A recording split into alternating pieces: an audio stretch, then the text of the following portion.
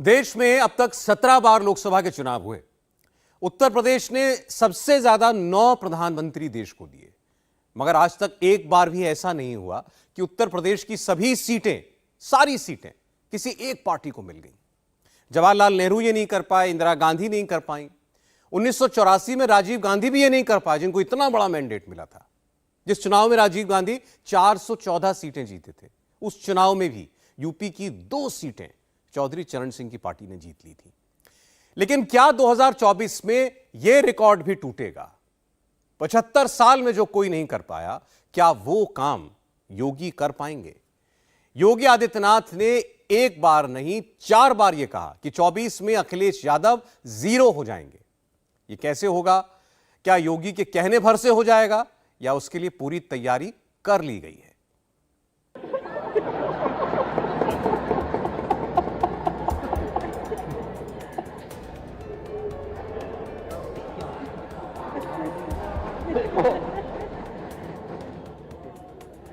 योगी आदित्यनाथ को इस तरह ठहाके लगाते हुए आपने बहुत कम ही देखा होगा। फिर आज ऐसी क्या बात हो गई कि योगी खिलखिलाकर हंस पड़े, वो भी विधानसभा में। यूपी असेंबली में मॉनसून सत्र के आखिरी दिन आज एक वाइल्ड कार्ड एंट्री हुई। अखिलेश यादव सांड का मुद्दा ले आए। समाजवादी पार्टी के अध्यक्ष पिछले कई दिनों से सोशल मीडिया पर सांड समाचार सुना रहे थे। अखिलेश यादव सांड के वीडियो दिखा रहे थे। अखिलेश ने आज विधानसभा में योगी के सामने सांड का मुद्दा खड़ा कर दिया। अखिलेश ने योगी पर व्यंग करते हुए यूपी में सांड सफारी बनाने की डिमांड कर दी। यही $1 ट्रिलियन की इकोनॉमी का सपना है क्या? यही नेता सदन के बगल में बैठे अमेरिका में देख करके आए थे क्या? यही देखा था आपने अमेरिका में कि सांड सड़कों में घूम रहे हैं। आप पर बजट है, क्यों नहीं पकड़ते आप इनको? इसमें कौन सा आपका पैसा खर्च हुआ जा रहा है वित्त मंत्री जी का? आप पकड़िए, आपकी योजना चल रही है, इकट्ठा रखिए उनको, क्यों नहीं रख रहे हैं? और नहीं मानते, कहीं आप अपने ही जिले में एक सांड सफारी बना लो। किसने रोका है आपको? योगी आदित्यनाथ और अखिलेश यादव के बीच 24 की सियासी लड़ाई चल रही है। जब इसमें सांड का मुद्दा ही आ गया तो योगी ने आगे बढ़कर इसका जवाब दिया। हाँ, हम तो, हमारे लिए तो प्रिय है ही। हम तो नंदी के रूप में पूजा करते हैं सांड की। हम तो करते ही हैं। शिवपाल जी, क्या आप नहीं करते हैं? क्या करते हैं ना? तो कुछ तो समझाया करो। सांड से नंदी, नंदी से पूजा, पूजा से हिंदुत्व, साथ में अखिलेश के चाचा शिवपाल सिंह यादव पर डोरे। राजनीति में कुछ भी यूं ही नहीं होता, हर शब्द का मतलब होता है। सियासत में सांड का जिक्र भी बड़े मतलब से आया। उत्तर प्रदेश वो राज्य है जहां आज तक किसी भी पार्टी को 100% स्ट्राइक रेट नहीं मिला। नेहरू और इंदिरा के जमाने में भी कांग्रेस को यहां 100% सीटें नहीं मिली थी। 2024 के लिए मोदी और योगी ने 80 में से 80 का टारगेट रखा है। योगी ने विधानसभा में इसका ऐलान कर दिया, साथ ही अखिलेश यादव को चैलेंज भी कर दिया। 14, 17, 19, 22 और फिर चिंता मत करो, 24 में खाता भी नहीं खुलने वाला है। 24 में डबल इंजन की सरकार फिर से रिपीट करेगी, फिर से रिपीट करेगी। योगी को 100% स्ट्राइक रेट पर यकीन क्यों है? 2014 में बीजेपी और उसके सहयोगी दलों ने यूपी में 73 सीटें जीती थी। 2019 में एनडीए पार्टनर्स को 80 में से 64 सीटें मिली थी और 2024 के लिए मोदी और योगी ने 80 सीट का टारगेट रखा है। बीजेपी इस टारगेट से ज्यादा दूर नहीं है। उत्तर प्रदेश के सर्वे, उत्तर प्रदेश के ओपिनियन पोल बताते हैं कि अगर अभी चुनाव हो जाए तो उत्तर प्रदेश में मोदी और योगी 80 में से 73 सीटें जीत सकते हैं। 70 सीटें अकेले बीजेपी को आ सकती हैं, 3 सीट उसके सहयोगी दलों को मिल सकती हैं और इंडिया अलायंस की 3 पार्टियों को सिर्फ 7 सीटों पर संतोष करना पड़ सकता है। ये तो अभी 23 से 28 चल रहा है, 27 चल रहा है, और 27 से लेकर के 32 में भी फिर यही रिपीट होने वाला है। घबराइए मत।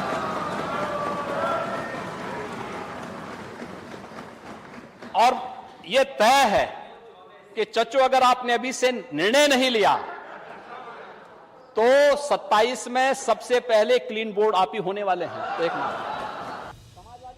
उत्तर प्रदेश में बीजेपी को ज्यादा सीटों पर मेहनत नहीं करनी। जिन सीटों पर वो कमजोर है उनको उंगलियों पर गिना जा सकता है। मैनपुरी उनमें से एक है। अगर चाचा राजी हो जाएं तो मैनपुरी जीता जा सकता है। मैं तो फिर से कह सकता हूं कि चच्चू, अभी से रास्ता तय कर लो अपना।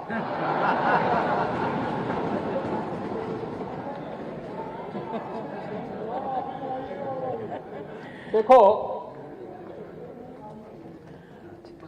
ये आपके साथ न्याय नहीं करेंगे। जब भी आपका नंबर आता है आपको चुपचाप काट दिया जाता है। आपके भलमानस को ध्यान में रख करके आपके संघर्ष को कोई ध्यान में नहीं रखता है। लोकसभा में नरेंद्र मोदी के सामने जैसे राहुल गांधी थे, वैसे ही यूपी विधानसभा में योगी के सामने अखिलेश पड़ गए। 2014, 2017, 2019 और 2022 का जो जनादेश है वो जनता ने वैसे ही नहीं दिया। और दुष्यंत कुमार ने इस पे एक बहुत अच्छी बात कही थी। महोदय, दुष्यंत कुमार ने एक बात कही थी कि तुम्हारे पांव के नीचे कोई जमीन नहीं, कमाल यह है फिर भी तुम्हें यकीन नहीं।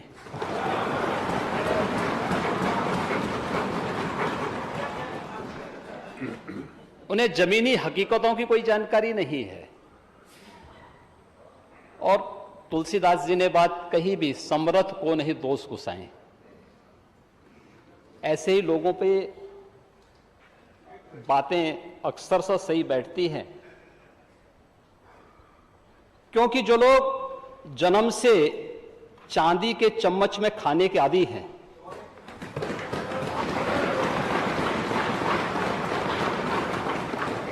वे गरीब की समस्या को क्या समझेंगे। लोकसभा में अविश्वास प्रस्ताव पर बहस का जवाब देते हुए प्रधानमंत्री नरेंद्र मोदी 133 मिनट बोले, लेकिन समाजवादी पार्टी पर मोदी ने 30 सेकंड से ज्यादा खर्च नहीं किया था। 29 सेकंड में भी उन्होंने लोहिया का जिक्र किया और समाजवादी पार्टी को पूरा बाईपास कर गए।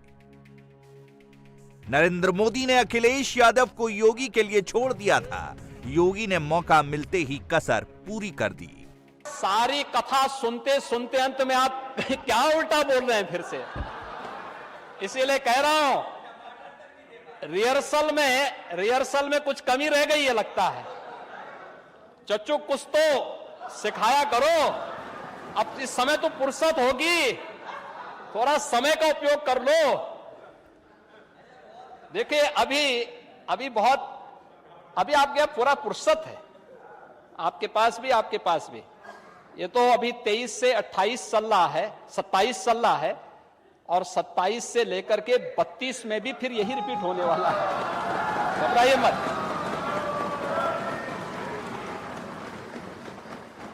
और ये तय है कि चच्चू, अगर आपने अभी से निर्णय नहीं लिया तो 27 में सबसे पहले क्लीन बोर्ड आप ही होने वाले हैं। देखना,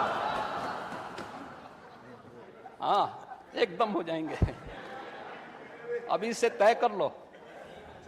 लोकसभा में जैसे मोदी से पहले राहुल गांधी को बोलने का मौका मिला था, वैसे ही यूपी विधानसभा में योगी से पहले अखिलेश बोले।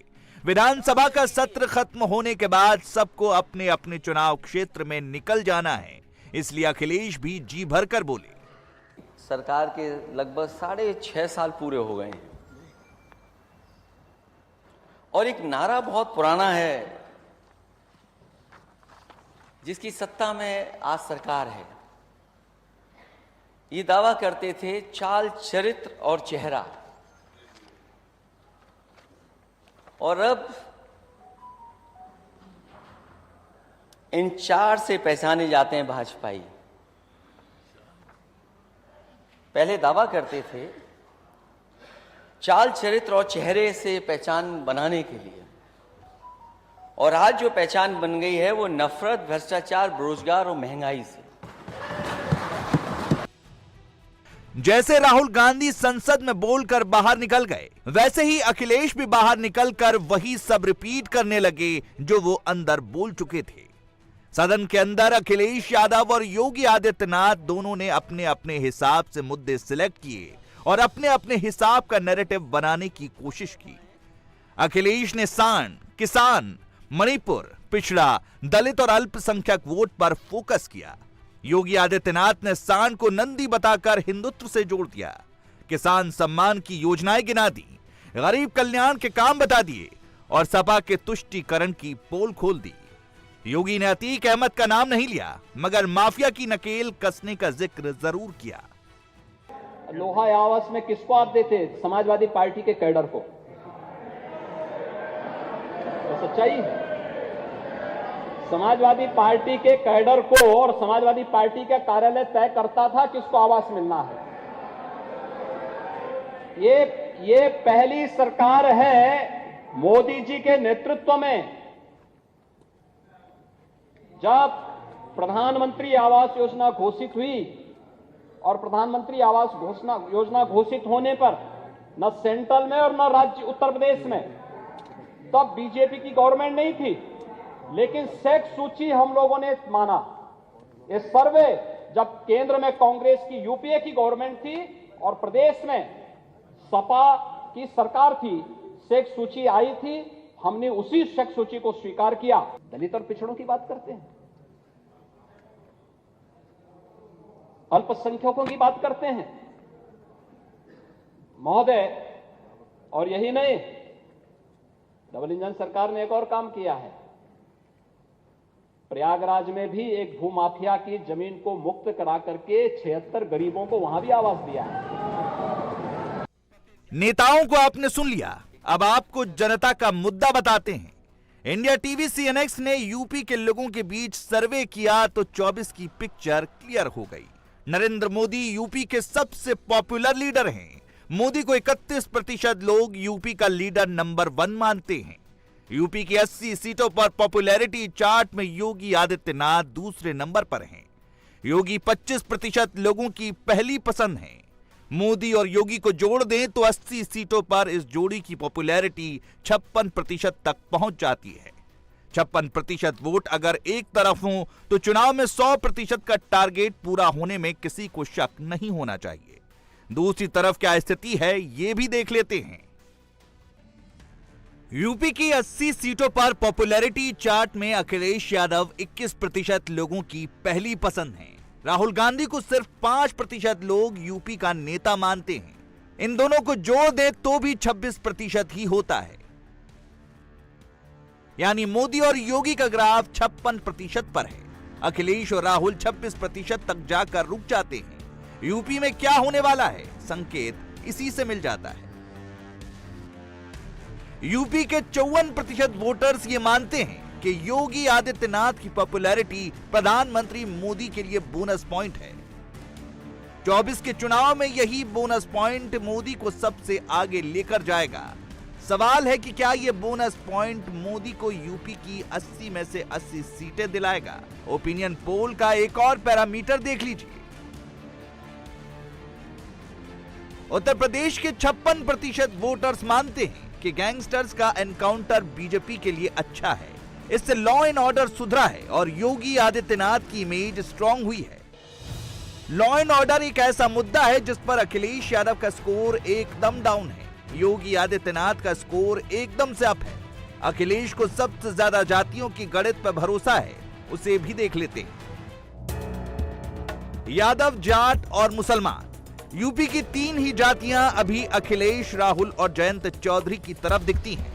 यादव वोट का 69% हिस्सा इंडिया अलायंस की तरफ जाता हुआ दिख रहा है। जबकि एनडीए को 21% ही यादव वोट मिल सकते हैं। इन 3 जातियों से आगे देखें तो समीकरण बिल्कुल बदल जाता है। ब्राह्मण वोट 68% एनडीए को, सिर्फ 14% इंडिया अलायंस को। ठाकुर वोट 82% एनडीए को, सिर्फ 7% इंडिया अलायंस को। वैश्य वोट 76% एनडीए को, सिर्फ 11% इंडिया अलायंस को। निषाद वोट 71% एनडीए को, सिर्फ 21% इंडिया अलायंस को। राजभर वोट 83% एनडीए को, सिर्फ 9% इंडिया अलायंस को। कुर्मी वोट 68% एनडीए को, सिर्फ 23% इंडिया अलायंस को। गैर जाटव दलित वोट 41% एनडीए को, सिर्फ 8% इंडिया अलायंस को। चुनाव था 2022 का, तो राजनीतिक भागीदारी देना था। पाल को, प्रजापति को, बिंद को, कश्यप को, साक को, सैनी को, चौहान को, राजभर को, वारक वर्ग, बंसी बंजारा, बहलिया को। तो तब उस समय पीडीए याद नहीं आया, तो पीडीए के लोग बीजेपी की तरफ, एनडीए की तरफ चले गए। तो उन लोगों ने गाना हमको याद, पुराना गाना याद दिला दिया आपको। तो उन लोगों ने हमको बताया था कि उनको सुना दीजिएगा कभी मौका मिले तो कि, क्यों जो गाना आपका क्यों नहीं फिट हुआ, तो उनको सुना दीजिएगा कि हम लोगों ने जो बताया उनको बता दीजिएगा कि मेरे अंगने में तुम्हारा क्या काम है। तो पीडीए के साथियों ने, जो मतदाता हैं पीडीए, उनके फार्मूले के हिसाब से उन लोगों ने बड़ी संख्या में साथ छोड़ करके एनडीए के साथ चले गए, और उसी का नतीजा रहा कि वो विपक्ष में बेचारे अब गाना सुनाते ही रहेंगे और सुनते रहेंगे। पूर्वांचल हो या अवध, बुंदेलखंड हो या रोहिलखंड, बीजेपी का भगवा ध्वज हर तरफ लहरा रहा है। 24 में जब रामलला के मंदिर में दर्शन शुरू हो जाएंगे, तब हिंदुत्व का वोट और कंसंट्रेट होगा। हिंदू वोट एकजुट होने पर अलग मुस्लिम वोटों का ध्रुवीकरण हुआ, तो उसका एंड रिजल्ट भी मोदी योगी के फेवर में ही जाएगा।